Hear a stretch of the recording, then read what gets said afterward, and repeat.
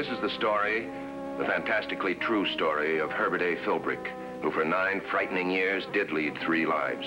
Average citizen, high-level member of the Communist Party, and counter-spy for the Federal Bureau of Investigation. For obvious reasons, the names, dates, and places have been changed, but the story is based on fact. The secret enemies of our country will often attempt to hide behind respected organizations and institutions. In a moment, you will see the communists camouflage their deadly work on a college student.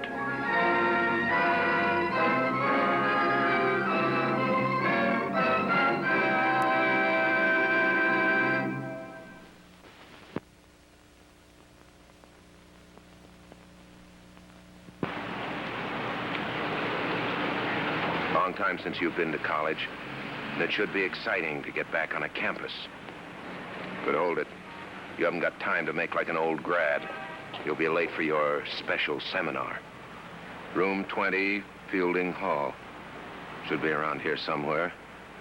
Yeah, a very special seminar. One the college authorities don't even know about. Auspices, the Communist Party of the United States. Subject, World Revolution.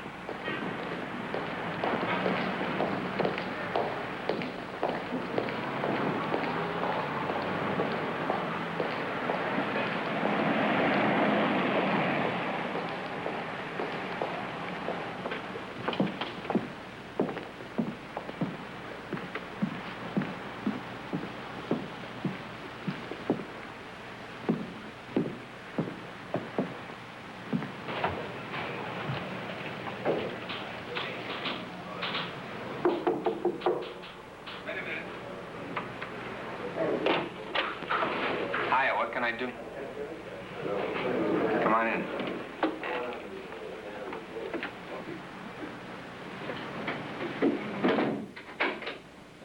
I was expecting you, comrade. Comrades, this is Comrade Herb from Educational Division. But I thought this apparatus worked independently of the district structure. That's right, it's your show. I'm here just as an observer. Fine. As a matter of fact, you're right on cue. Educational Division ought to have the answer to the question we just raised. Oh? Is the victory of socialism in the Soviet Union now complete? Well, I would say so, yes, in a general way. You're wrong, comrade. The Ivanov letter clearly states that as long as the Soviet Union is surrounded by capitalist countries, hostile to proletarian socialism, it must be stated openly and honestly that the victory of socialism in the Soviet Union is not yet complete. It is our job to see that the youth of America is ready to perform its historic mission. Revolution. Of course. As I see it, Comrade Ellman, the primary function of a group such as this is recruiting and indoctrination. Yes, in a way. How's recruiting going? Many new members this year? So far, none. We aren't trying to recruit just anybody, comrade. We're after quality, not quantity. Skill, intelligence, scientific knowledge, family, contacts. Students who will one day occupy positions of trust and importance. You see, one such person in the right place at the right time. Well, comrade, we too have nuclear weapons, don't we? We started the semester with over 700 potentials here at Belfort. We've narrowed that list down to less than 70. Perhaps one of these will be the man we want. A brilliant, dedicated communist of leadership caliber. Suitable for high-level indoctrination. High level. Secret membership. Very high and completely secret.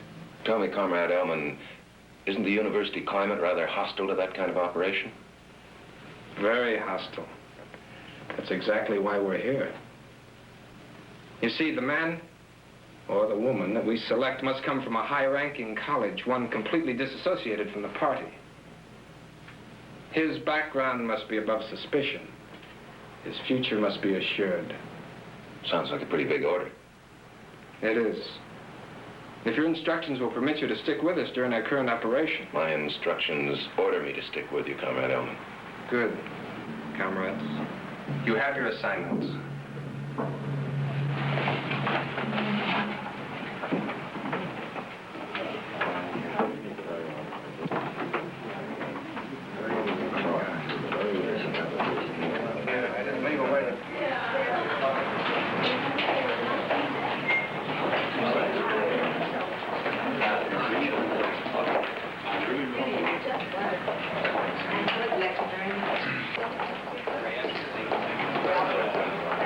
Belford College. Quiet, dignified, top academic standing, one of America's best-known institutions. It ought to be above suspicion. It is. Every seat of learning is a natural enemy of force, dictatorship, communism. You heard Comrade Elman Philbrick. That's why he's here. The comrades always hunt the best, the most imposing structure to hide behind, to try to undermine, to destroy.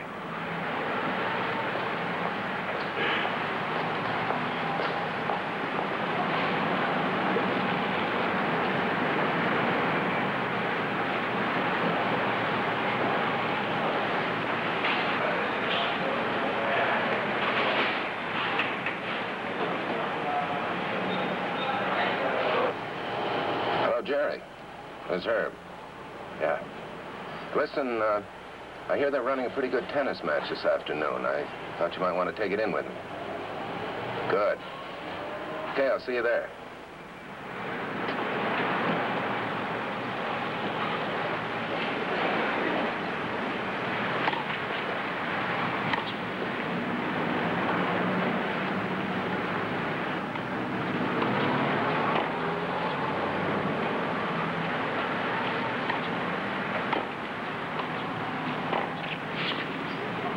Special Agent Jerry Dressler, Federal Bureau of Investigation. He's quite a tennis fan. Hello, Herb. Hi. Not a very good game. Not very. I think I've stumbled on a new wrinkle. Oh?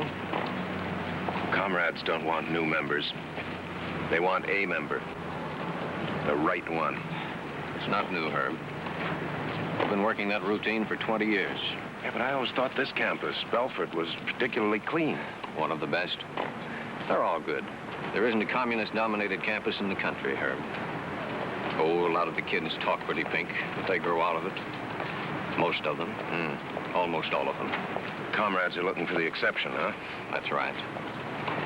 A youngster with a red-tainted background won't do them any good in an operation like this, but one from a fine family, educated in a top institution with a clean bill of health, and a confirmed communist, he can hurt.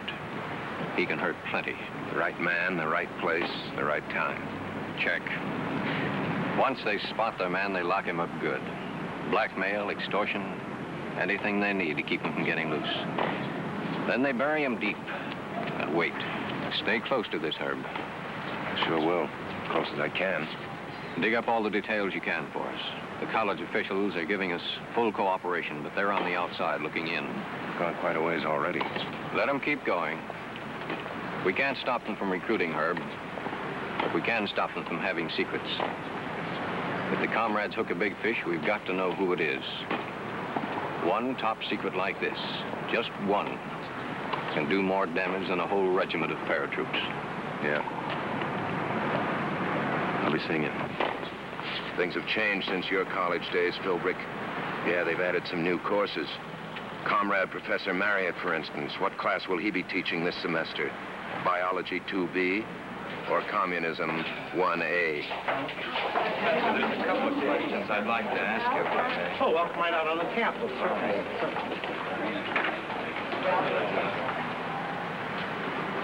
Just a group of interested students tossing some ideas back and forth. Free and open discussion between pupil and teacher. Nothing wrong with that. That's the American system of education. Nothing wrong with it, as long as it stays free.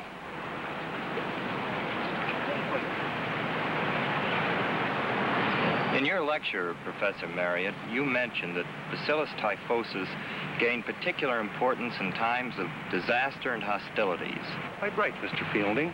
Question I wanted to ask, is B typhosus the culture used in bacteriological warfare? No, I wouldn't know, Mr. Fielding. It seems I read where our government has denied participating in such activity. Ha! Now, Mr. Fielding, this is a course in biology, not political science. I think what Jim meant, Professor Marriott, was that if we had used bacteriological weapons, Bacillus typhosus would have been one of them. Oh, yes, Sue, I'm sure it would have been. Thank you, Professor. Of course, Vibrio cholerae asiaticae is also highly pathogenic, highly contagious, sort of a microscopic atom bomb. And lots cheaper. What's eating you, Jim? Have you fallen for this so-called scientific evidence? You saw the article in Professor Marriott's Journal Biologique International. Sworn medical affidavits, photographs. You're going to be a scientist, George. You've got to believe the fact. I don't have to believe in propaganda. But, George, doesn't our side use propaganda, too? I guess so. Sometimes I wonder if there are any facts left to believe. I guess there are some kinds of bacteria you can't fix and stain and see through a lens.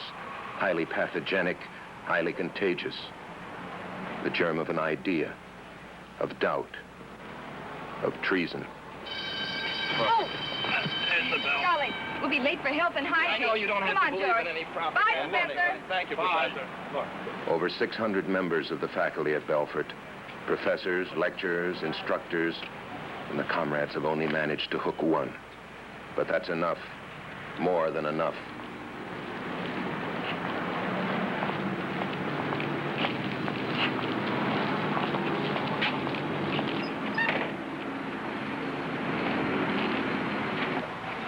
hello, campus music shop. This is Professor Marriott. I want to order some records out of your catalog. Yes, on approval. Now I want numbers 134 and number 106. Now, I'm quite sure I want that one. Comrade Elman's making out report cards, all right. Only I don't know what's a passing grade. 134, 106. Those aren't numbers of records. They've got a deeper meaning for the comrades. But how can you spell out a name, the right name, with nothing to go on but a row of figures? Thanks. See you later.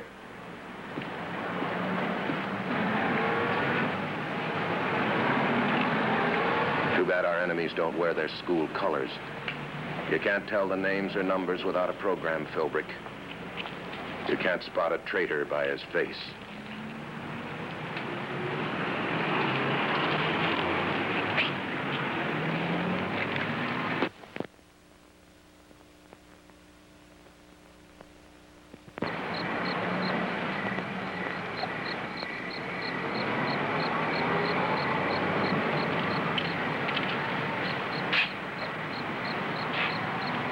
Belfort College, schedule of final examinations. There's one they left off the list. It's going on right now. Room 11, Student Union. I know the faces now. Too many faces. Jim Fielding. His great-grandfather built 2 railroads and Fielding Hall. His grandfather was at Valley Forge. So what? That wasn't Jim's fight either. But the comrades could use him in their fight, all right. Sooner or later, he'd be a multi-million-dollar asset. Howard Ainsworth, captain of the Belfort varsity. He's going into the Foreign Service after he graduates. Maybe someday he'll be an ambassador. Yeah, but whose? George Marvin, Phi Beta Kappa, magna cum laude. His major's biochemistry. Who knows? His minor could be treason. Sue Davis. Half the men at Belfort would like to change her name. Maybe she will tonight, to Comrade. Wouldn't be the first time the comrades have broken into the social register. The FBI doesn't operate on guesses. They need facts. Special Agent Dressler isn't asking me for hunches. He wants the straight dope. And I'm no closer than I was a month ago.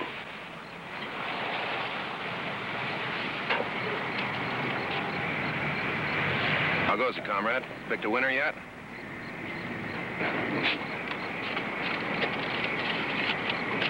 Comrade Elman isn't very talkative tonight. What's the matter? Doesn't he trust me?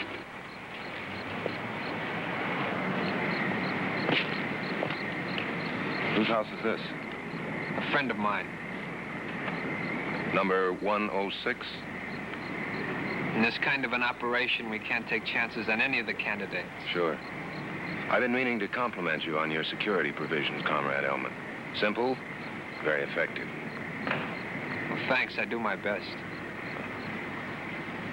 Number 106. Pass the final exam and they're in. They win the prize, the booby prize. Yeah, but who comes to claim it? There's a face goes with that number, and a name, and a life. But whose? Visitors to a fraternity house usually use the front door. But this isn't exactly a social call. What was it Dressler said? When they spot their man, they'll lock him up tight.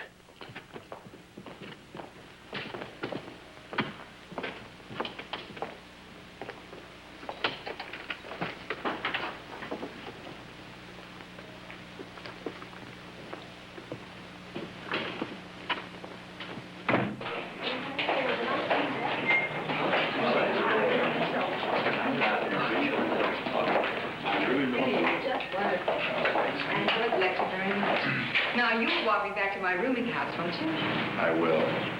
Don't you want to? Well? Sure. I gotta go to my locker. I'll put on a time each at the library. Okay.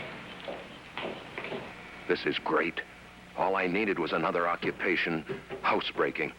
The end justifies the means. The comrades don't leave anything to chance. Get a new recruit, they want to know about him. All about him. Who he is, what he reads, listens to, wears. Whom he knows, what he thinks. Facts. Big facts, little facts.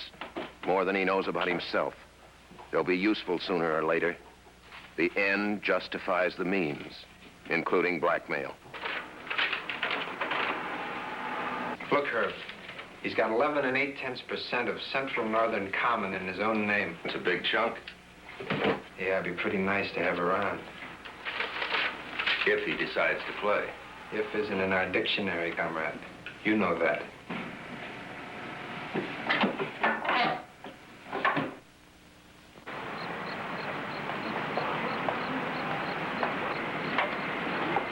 Well, here you are.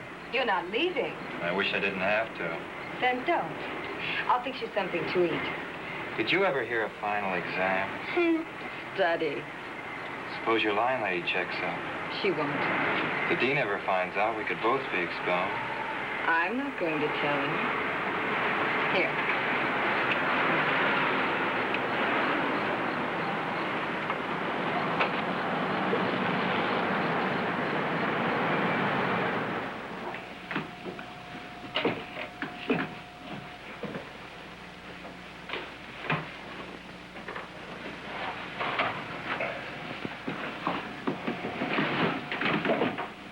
Getting late, comrade. We'd better hurry.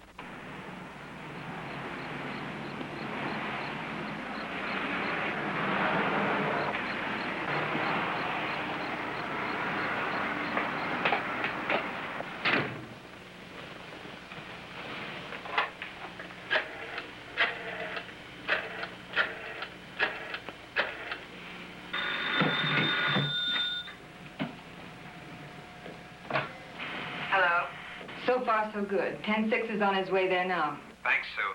Bye. Sue Davis. Now, why would she... Wait a minute. 10-6. 106. That's it. That's the key. Simple. A, B, C. A is 1, B is 2, C is 3, D 4. 10-6. 10. A, B, C, D, E, F, G, H, I, J. 6, that'd be F. J, F. Jim Fielding. Sure. The comrades would use a simple code. They're the best, according to the party line. No doubt about it now, Philbrick. The comrades have got Jim Fielding III all set for a top-level, top-secret future.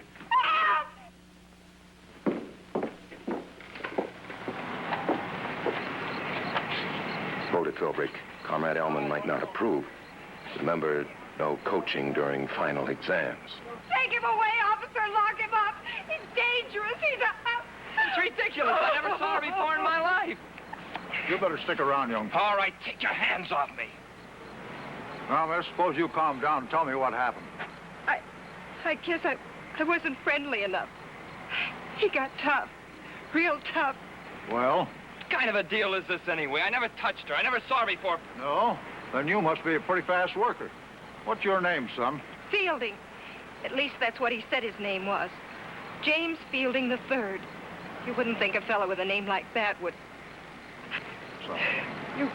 Come on, son. Look, you can't arrest me. I know my rights. All right. Tell us what's Stop! Oh. Good evening, officer. What seems to be the trouble? Good evening, Mr. Gresham. One of the college kids wants to be a tough guy. Oh, I can't believe that. This young man is one of the outstanding students on the campus. I'm sure there must be some sort of misunderstanding. Misunderstanding? I'll say there was. Well, after all, there doesn't seem to have been any real harm done. This lad's whole career's at stake. His future. Ah, forget it, mister. This is some kind of a frame-up. You're wasting your breath. Take it easy, Jim. Just leave everything up to your lawyer. Comrade Gresham's a pretty well-known attorney. Seems almost all his clients get a special invitation to appear before a congressional committee.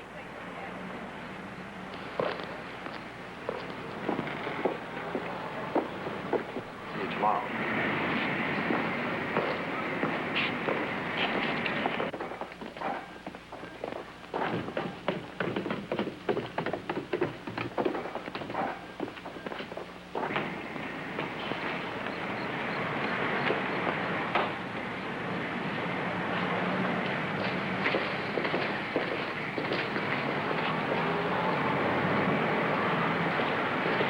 Here's your tape recorder. Nice work. Now, you forget it ever happened. Sure. I still don't get the pitch. There was no harm done, was there? It wasn't even booked, was it? That's right. Easy money.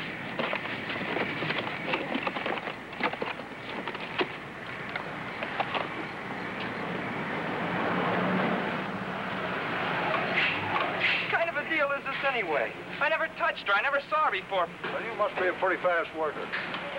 Heard enough? It was some kind of a frame-up. Of course. It's a typical fascist police shakedown. They'd have never made it stick. I know my constitutional rights. Why, I could prove I was with you. That you were with me and get us both expelled? You'd have paid off and kept on paying. Blackmail's an old Gestapo trick, Jim. How'd you get a hold of the tape? Well, you've got friends. Good friends. Like the man that helped you last night, for instance. We're all your friends, Jim. We? I've been a member of the Communist Party for over 2 years. The review board sent me here to assist Comrade Ellman. How about it, Jim? You ready to sign up? Sure. Sure I am. But Any doubts, Jim? not about the party. It's my old man. He's pretty influential. He might make trouble. Well, forget that. He's not going to know. Nobody's going to know. You see, your membership is going to be secret even inside the party. You see, your usefulness will depend upon our keeping it a secret. There's nothing to worry about, comrade. That's right, comrade. Nothing to worry about. Not anymore.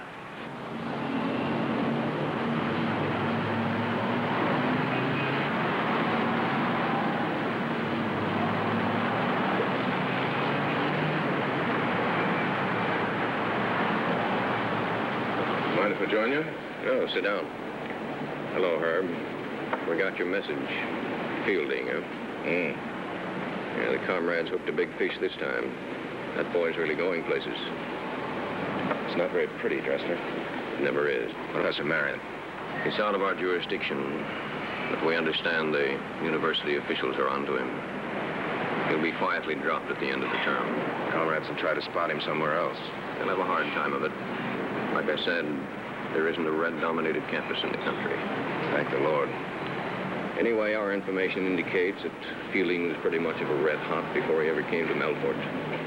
He'd have ended up in the party one way or another. Too bad, a kid like that. Intelligence, education, good family. All for nothing. Yes, Herb, there are bound to be casualties, even in a Cold War. When do you move in on him? We don't. He's our pigeon now, Herb. He'll be a communist, all right. A big one. But he'll never be a secret one. We'll know who he sees, where he goes, where and when. From now on, he's going to open up a lot of doors for us. Lead us to the bigger communists above him. He doesn't know it, Herb, but starting right now, Jim Fielding's really working for the FBI.